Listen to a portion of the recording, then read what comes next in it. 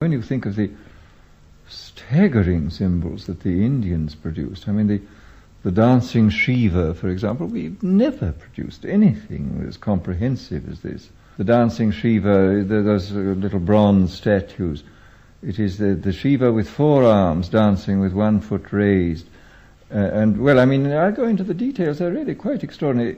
It's, the figure stands within a great circle, a sort of halo, which has flames going out, I mean, the symbols of flames. And this is the circle of mass, energy, space, time. I mean, this is the material world, the great world of the all-embracing material world with its flames. Within this, Shiva dances. He's called Nataraja, the lord of the dance.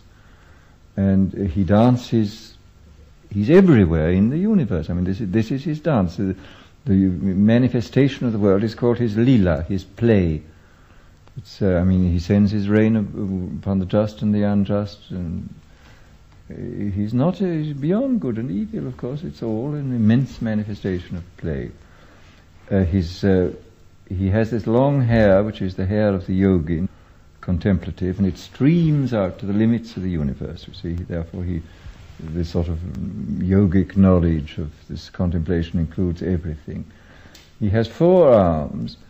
In the upper right arm he holds a little drum, which is the drum which summons things into creation. You beat upon this drum and things come into existence. In his left arm he holds a fire, which is what destroys everything. He both creates and destroys.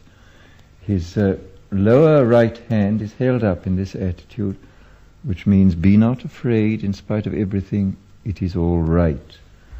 The other hand points down at his feet, and 1 foot is planted squarely on the back of a repulsive dwarf, this infinitely powerful dwarf called Muyalaka, I think his name is, who is the ego, and he has to break the back of the ego, you see.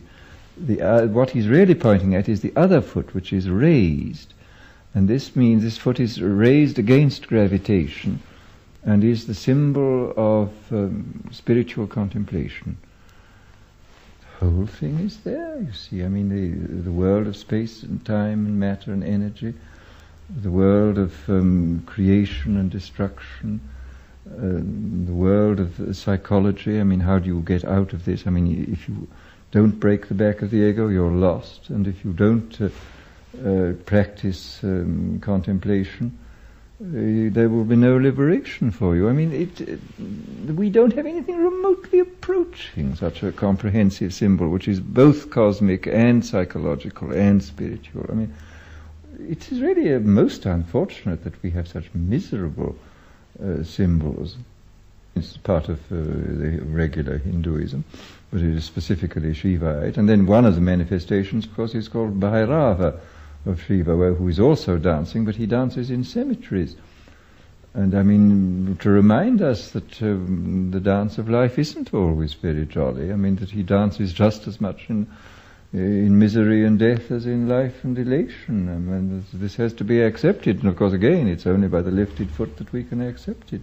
I mean, it actually is completely compatible with the modern scientific idea. I mean, it includes the world, you see, of mass, energy, space and time, and the idea of the infinite energy dancing timelessly and forever through this world, dancing through human mentality too. I mean, that the world is felt to be, of course, a kind of outrage, because the play goes on even inside ourselves, although we are sentient beings, and yet the hand is raised, everything is finally all right in spite of everything, if, as Buddha says, I show you sorrow and the ending of sorrow. The ending of sorrow is putting your foot on the back of the dwarf and raising the other foot in against gravity into the state of contemplation. I mean, the whole thing is there, stated in this single, extremely elegant. I mean, these Shiva images from the south of India are very, very elegant. They're most beautiful pieces of sculpture, the best of them. But it's a shame we don't have any good symbols like this to remind us of who we are and of what we can do about it, if anything. No, we're very, very poor in it. I mean, we have some of the Christian symbols, which are not really satisfactory. I mean, the symbol of the cross is fairly good, but it doesn't take into account the sort of cosmic side of life. I mean, it doesn't take into account mass, energy, space and time, which is essential. It doesn't take into account, I mean, as it stands, it doesn't take into account the importance of contemplation. No, there are other symbols, of course, within Christianity which do, but a single comprehensive symbol like the Shiva symbol we do not have, and it's very unfortunate. This whole business of the organized manipulation of symbols is, the human mind is a symbolific instrument. I mean, it exists to manufacture symbols, to turn immediate experience into symbols for the purpose of managing it in a fairly convenient way.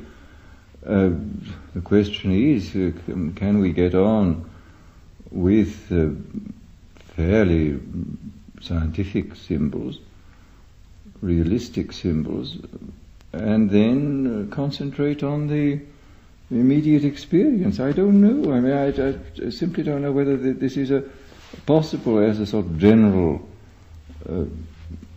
attitude towards the world. I think it's certainly possible in isolated individuals, but whether in fact it will ever turn out to be something which appeals to great numbers of people, I have no idea.